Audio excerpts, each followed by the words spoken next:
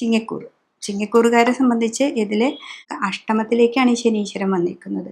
അഷ്ടമത്തിൽ ശനി വരുമ്പോൾ നമുക്ക് രോഗങ്ങളെ ഉണ്ടാക്കുന്നുണ്ട്. രോഗങ്ങൾ അത് കാലാണ്, കാലിൻ്റെ പാദത്തിലാണ് വന്ന് നിൽക്കുന്നത്. അപ്പോൾ മുട്ടുവേദന, കാലുവേദന, എല്ലുകൾക്കുണ്ടാകുന്ന പ്രശ്നങ്ങൾ, ഞരമ്പ് സംബന്ധമായ രോഗങ്ങൾ, ഇതൊക്കെ ശനീശ്വരൻ നമുക്ക് തരും. അപ്പോൾ എന്നാലും അവിടെ വ്യാഴം ഉള്ളത് കൊണ്ട്, വ്യാഴത്തിൻ്റെ ക്ഷേത്രമായതുകൊണ്ട് ദൈവത്തിൻ്റെ അനുഗ്രഹത്താൽ നമുക്കതിനൊക്കെ കുറവ് കാണിക്കും. അതാണ് ആ വ്യാഴക്ഷേത്രത്തിൽ ശനീശ്വരൻ വരുമ്പോൾ ഉണ്ടാകുന്ന ഗുണം. നമ്മൾ രോഗമുണ്ട്, ചികിത്സിക്കും വേണം. അതിനോടുകൂടി നമ്മൾ ക്ഷേത്ര ദർശനവും മറ്റുള്ള കാര്യങ്ങളൊക്കെ ചെയ്യുമ്പോൾ ഇത്രയും കൂടി നല്ലൊരു മാറ്റം നമുക്ക് വരുന്നുണ്ട്. പിന്നെ അഷ്ടമത്തിലാണ് എന്ന് വിചാരിച്ചിട്ട് നമ്മുടെ കർമ്മത്തിലൊന്നും നമുക്ക് അധികം ദോഷമൊന്നും വരുന്നില്ല. കർമ്മം നന്നായി നമുക്ക് കർമ്മത്തിലേക്ക് പോകാൻ പറ്റാത്തതിൻ്റെ ഒരു ബുദ്ധിമുട്ടാണ് ഇവിടെ കാണിക്കുന്നത്.